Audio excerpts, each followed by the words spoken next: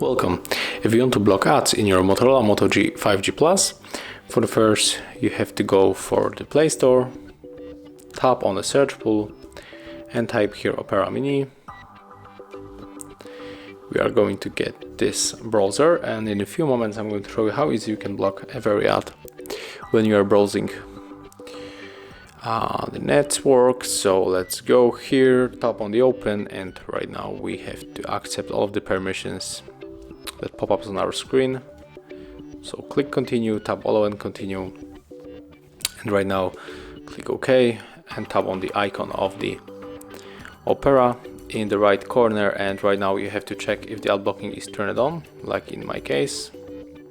One more time. If it is disabled, we have to enable it, and after that we can enter the website, for example this one.